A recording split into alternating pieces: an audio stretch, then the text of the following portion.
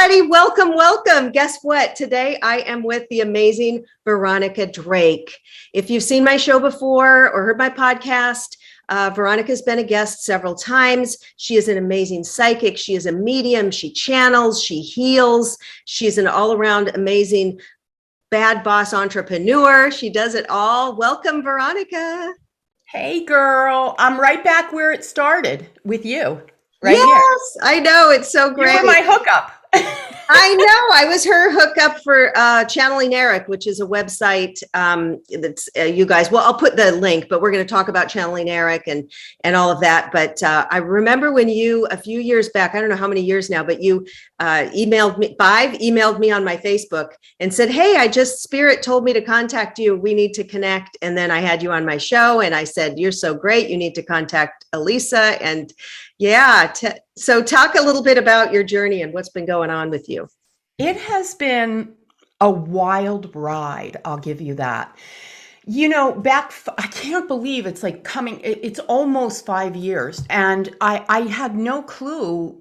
You don't know what you don't know. And so I naively went into doing this work thinking, oh, I'm going to heal the world and I'm going to, it's just going to be so easy. And prior to my connection to Elisa on Channeling Erik, it was 11 years in the making. I mean, let's just be honest, right?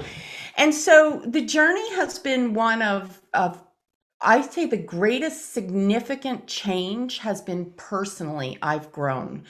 I've expanded my own understanding of myself. I'm willing to understand more about the world and look at how it works. I've deepened my connection to spirit. I started out as a psychic. And when I went on to Channeling Erik, which we'll talk about later, I had no idea I was a medium because there's a difference. There's a difference between a psychic and a medium.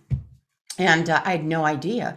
And she just said to me, well, can you channel my son, Erik? And I'm like, I had no clue what Channeling Erik was. I was like, yeah, I don't know, whatever, I'll try. And it just came out and it's like one thing after another. It's like the snowball effect. But I want to say your spirit and who you are as a human being has been nothing less than kind and generous and giving and loving. And I will forever, no matter where I go, remember you as that. Oh. Thank you so much. Yeah, it's beautiful. And when you say that, so the channeling and the mediumship and psychic work, it is different. I am able to channel through my spirit guide for messages. Sometimes the Pleiadians will come through. Sometimes somebody's loved one will come through. But what I'm impressed with is when people on the channel, the psychics on the Channeling Erik site, including yourself, will be able to, so Elisa will pick, okay, we're going to be channeling King Henry VIII. And then Erik gets him. And because I would be afraid, what if I don't get it, but it seems like they're always flowing through. And explain a little bit about that, about she does like to have people channel people, notable people or famous people who have crossed over, and then how that comes through. Because I bet you never did that before, channeling celebrities or... So no, I never did. So my last channeling on there was President Zelensky's higher self. So just to clarify, everything is energy. I am very transparent, right? Everything I do is transparent. I pride myself on that. We never know the questions ahead of time. We never know what she's going to ask. In fact, the questions come from the blog members, right? In the Facebook group. In full disclosure, we do know a day ahead of time who we're going to channel.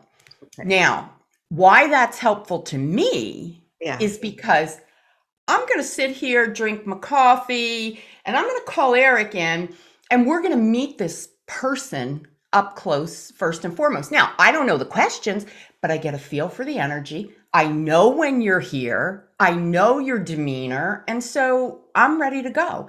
I have to interject. Sorry. A skeptic would say, because certain skeptics I know, well, that gives you a whole day to Google them and find out all about them. That's what a skeptic. Absolutely. Yeah. Absolutely. And that's why I say I'm very transparent, because I don't have anything to hide, right? I can't speak for the other mediums. I'm speaking solely for me.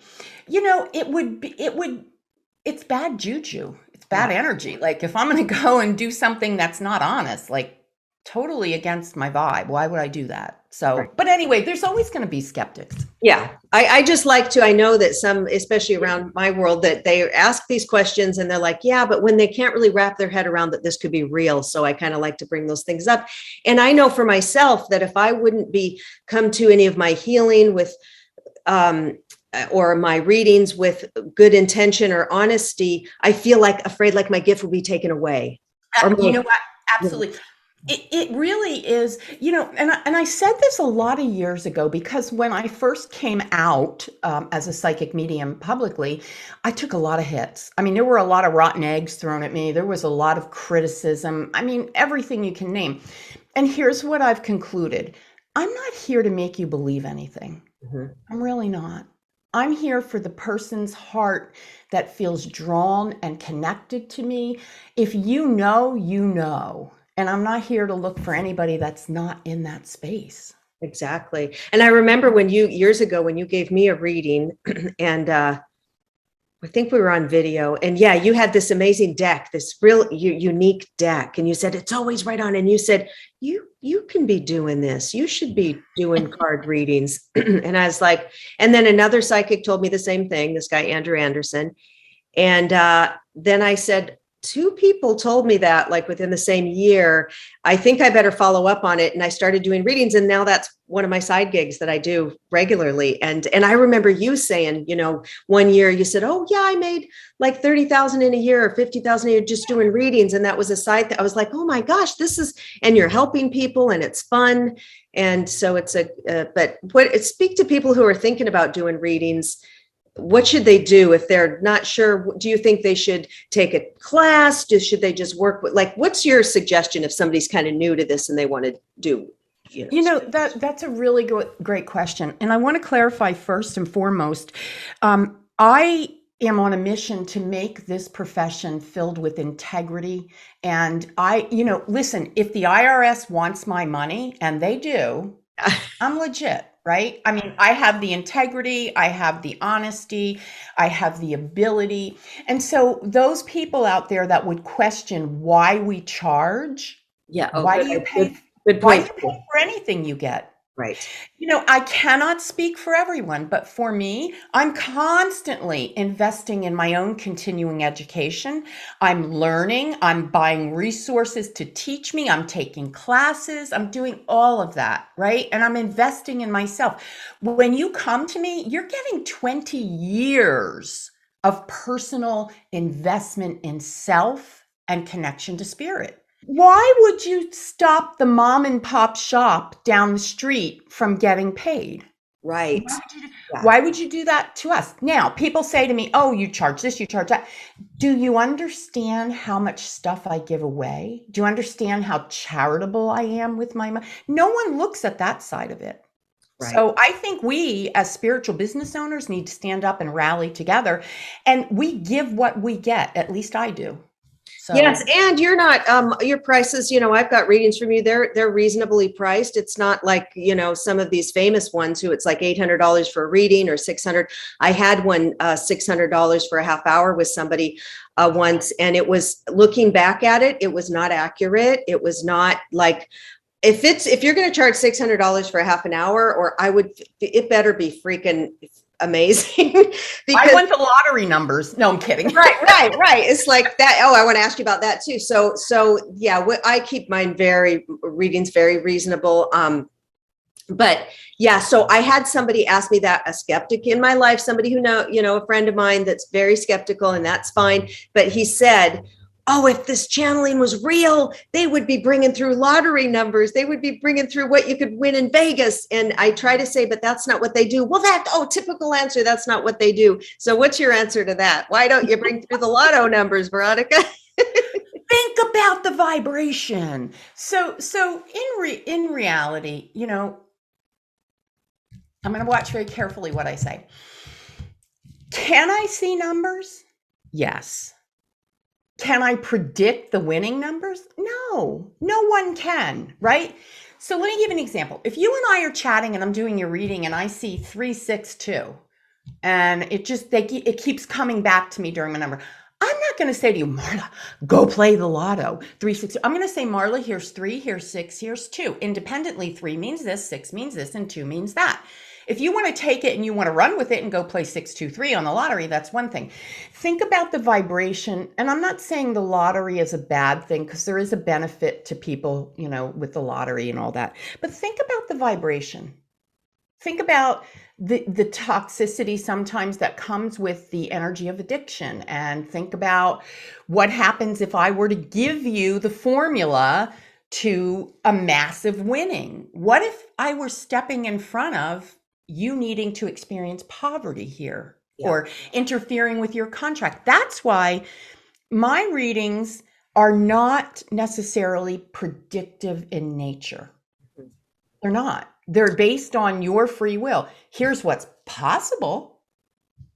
And then you go run with it. Yeah, because I don't do predictions either. And people, it's hard for women because they want to know, when is these questions, because I'm on 2 psychic hotlines, which I love, but a lot of them could be low frequency questions, root chakra stuff. What is he going to call me? When? What's the name of my future husband? When will we meet? What does he look like? What is he, this, that, or predicting? Are we going to get married? Why is it?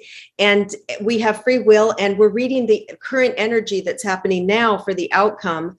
And are you going to do the work? So I prefer to kind of put a little coaching in there with it. What could you do to make your desired outcome and all of that? So the predictive stuff, it's like, I'm not Kreskin, but I guess some people will get some hits. Like I had a reading with a woman years ago before me and my husband bought a house. And she says, and she didn't even know we were looking for houses. I'd never met this woman. And she says, oh, you're going to buy a house. And I see statues in the backyard. And she saw it, and it did within a couple of years. And we did buy statues for the backyard. And so that was it is kind of cool to go through notes. Oh my gosh, that came true. Now, does that help you with anything? It's just kind of like a cool party trick or so. It's pretty just fun, but It really is. And, here's the thing.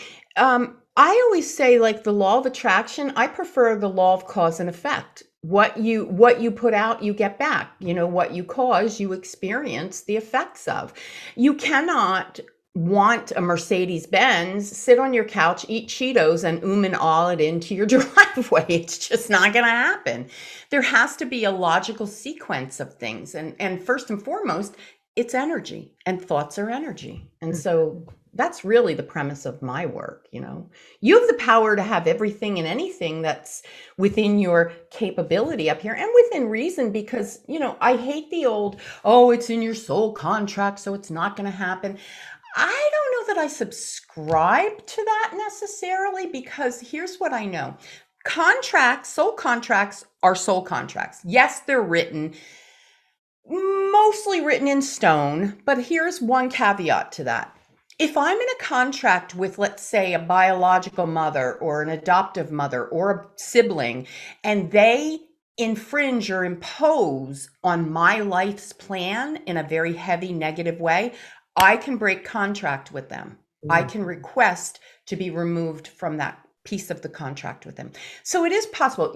You have to go to somebody that knows about that stuff, though, to remove that. And it's like what the work I do as a coach is boundary work, shadow work, codependency, underlying commitments, where we got these installed these ideas. And for example, I was bullied as a kid very badly, and I know, but people just didn't want me to be me.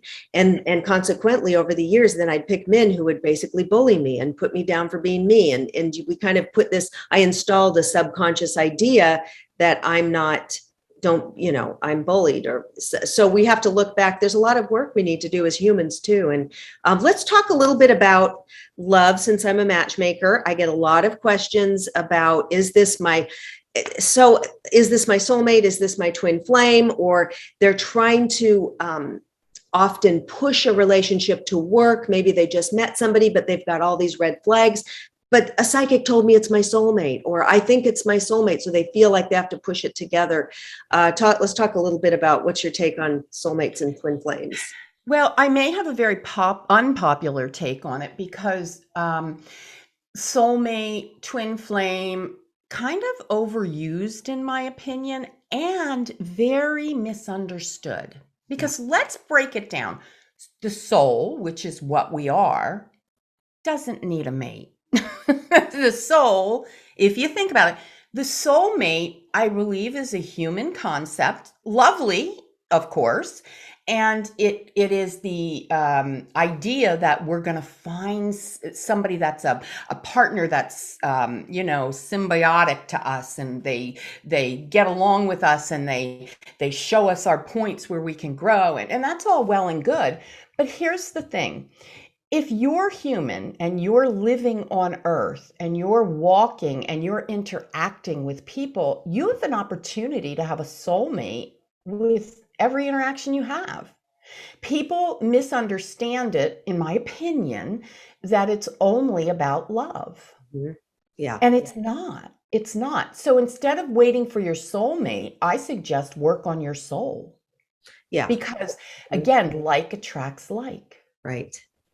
So yeah, work on yourself. And it can be quite challenging just to find a partner that you really get along with, that treats you well, that doesn't have all these issues, maybe narcissistic traits, or haven't worked on themselves, or maybe you have work to do on yourself. So if you can find somebody that treats you with respect and love, and you have harmonious, go for that. It doesn't matter if somebody says that's my soulmate. We're so easily programmed in this world. And listen, the media is everywhere. And not only the media, but think about where you came from, your history, right? Mm-hmm. So we were born, we come in with no remembrance of anything else. And right away, we're this infant who is subject to everybody else keeping us alive. So what happens? We go through life, we become this toddler who gets defiant, for a moment and says, I'm going to do this. Don't tell me. No, right? And then we go to school and we learn in a community of, here we go, fit the mold. And then we go through more community. Maybe it's our church, maybe it's our society or the village we live in. And our definition of who we are has become manipulated by everything out there, when in reality, we're souls. Mm-hmm. And what does that mean? I teach in my work that the soul has its own unique, distinct personality, characteristic, trait, type. So as a soul, you're somebody very distinct, and it is usually hidden under Marla's personality of the human. So it's very intense. There's a lot of work that goes into what I do.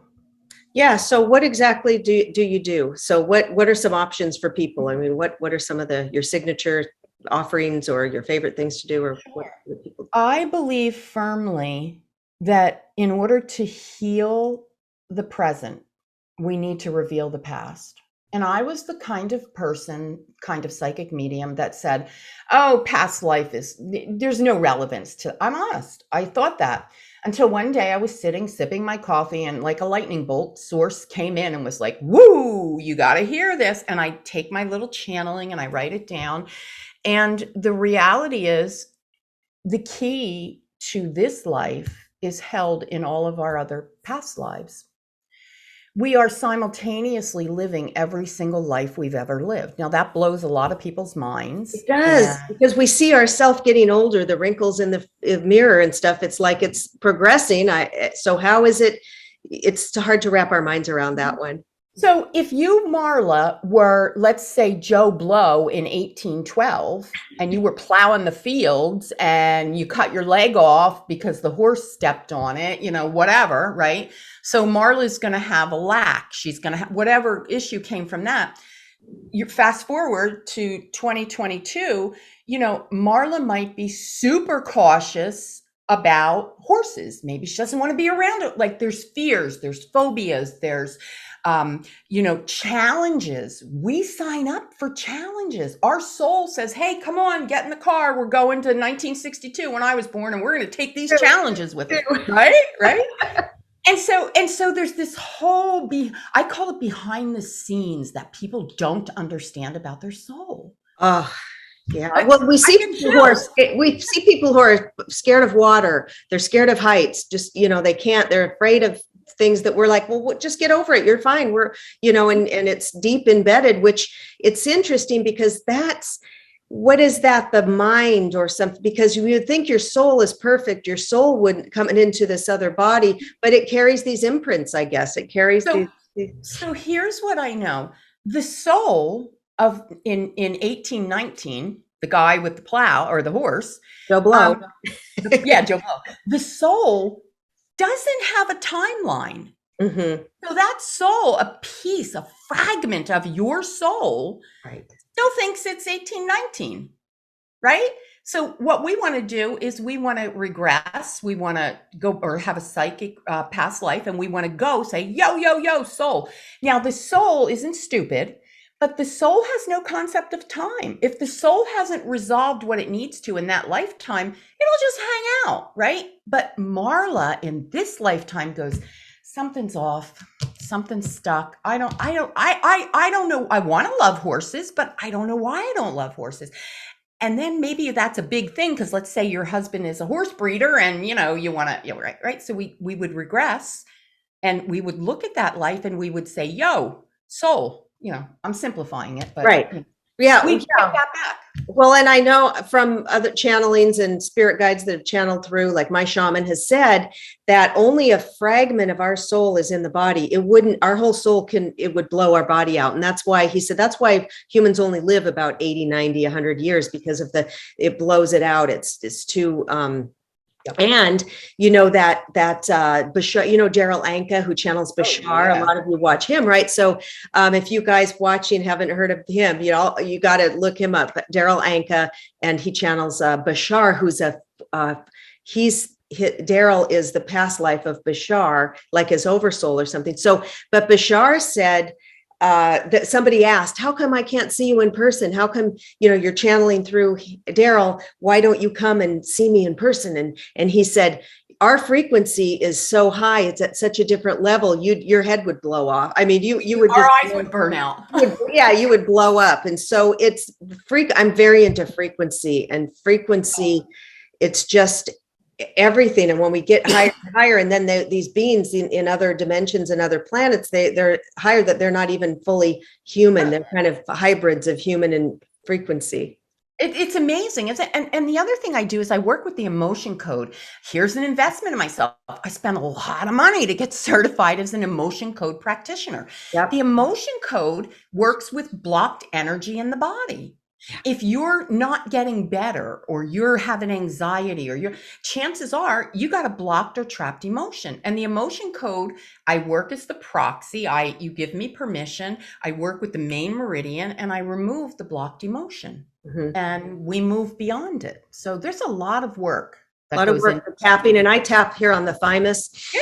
Oh yeah. Breathe when I'm upset. It kind of helps. I like this one under here. Yeah, I'm just tapping around. Yeah, to try to, because we've got so much blocked into the body. And so channeling, when you had said you were a psychic, but you hadn't channeled. So when did you just like arrive to talk to Elisa on video, and then the first time she said, can you, and then it just flowed through it. That must have blown your mind, right? Listen, it was so funny because ignorance is bliss. It really is. And people also love to throw criticism at me specifically because I channel very fluidly, very quickly. I don't change my body. My body doesn't, I don't do the Bashar thing. It's not my thing, right? I just have conversation and I tell my clients, it's very conversational. You're going to think it's me. I wish it was me. But this isn't me, right? So we get on the camera and she says to me, my son, Erik, honest to God, I didn't know anything about Erik. You said to me, channeling Erik. I was like, okay, whatever. And I brought Erik in and I felt him. I gave her this information. And she's like, oh my God, yes, that's Erik. And we did the whole video. And 3 weeks went by and I thought she didn't reach out. I know you texted me. You said, I don't think she liked me. I don't think it's, and I said, no, just, you're going to get it. I'm like all in my head going, she didn't like me, right? Literally 3 weeks went by and then it posted and the next day I woke up, I had 100 requests for readings. How does that happen? I was like, oh my God.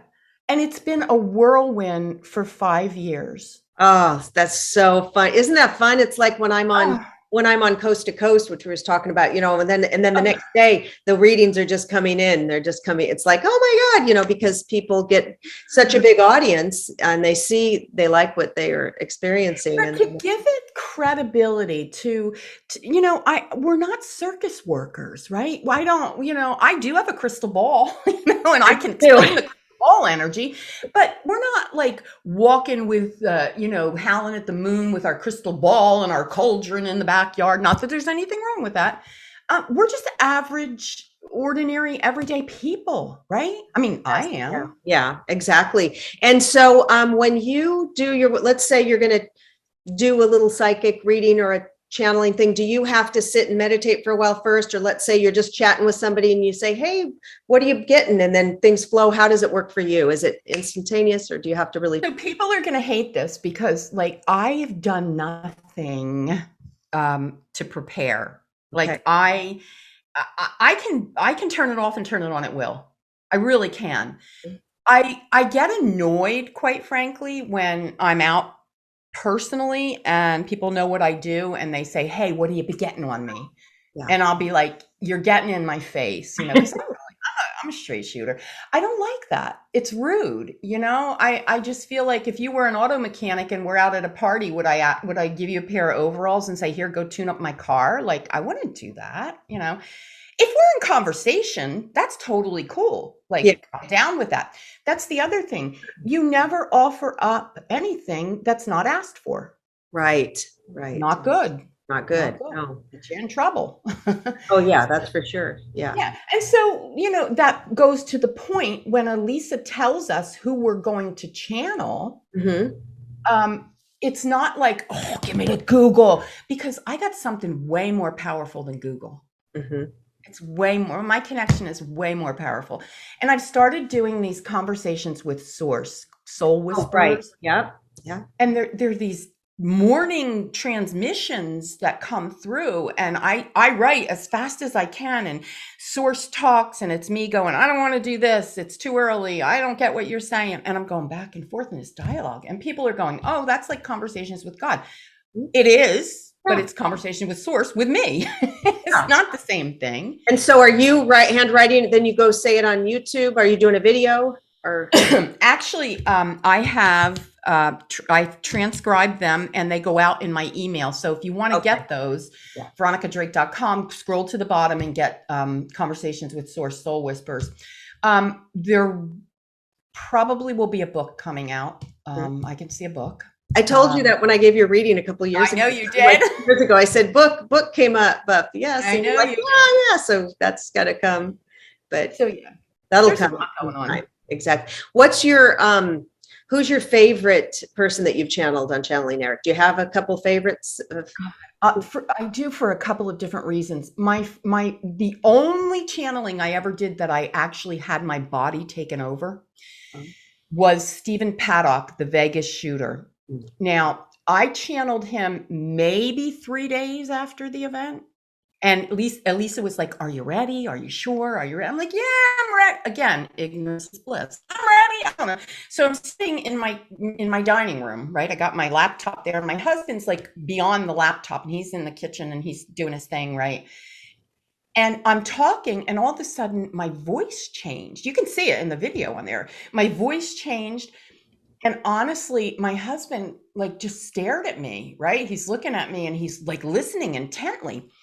So fast forward, I get done with that channeling. And then just as quick as it came on, it went away. Of course, I, thanked him, his higher self, blah, blah, blah. So the video comes out. Man, it was a shit show. I got attacked. I got like everything you could want. No, that's BS.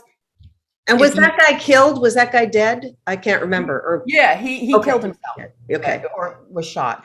Okay. I forget. But anyway, if you go back and you watch that Vegas shooter, everything he told me was never known until it was known. So it took, the conspiracy theorists wanted it to be some big sensational, and it just wasn't. Mm-hmm. He spoke through me and told the truth. And it's in that video before it was anywhere else. Wow. And I got done doing that video. My husband said to me, "What in the heck just happened to you?" I said, "Well, what do you mean?" I don't know. And he said, "You weren't there because you weren't there. That wasn't you." He goes, "You used words you don't know." I'm like, all Wow. right. And so, yeah, I bet I think I remember you talking about how upset you were after that. The people were coming, saying all these Oh, it comments. was horrible. So that was for that reason. And I would have to say my most entertaining, my most fun, heartfelt, loving was Anthony Bourdain. Oh, oh, Tony, my heart. oh, and isn't he from Pennsylvania, where you are, or something I originally? don't Or know. I think I he's from don't know. back originally. But Tony, I just he was so warm and so inviting and so welcoming and just one of my proudest moments. I'm really proud of that video. Hmm. I remember one video when you were channeling Erik, and in the video, when we'd listen to it, you didn't hear it right then, but Erik's voice, he said something, and you Oh could yeah. hear it on the Oh yeah. video. Yep. Yeah. That happens frequently. I mean, he's gotten much calmer working with me. I've gotten much calmer working with him. We have this synergy where if I need him, I call him. I've never been one to um, ride his coattails. I guess I don't know if I mean that in the way it sounds, but I give him his space. If I need him or someone requests him, I bring him in. But we have a plethora of energies out there, right? I mean, we can call on. Our guides.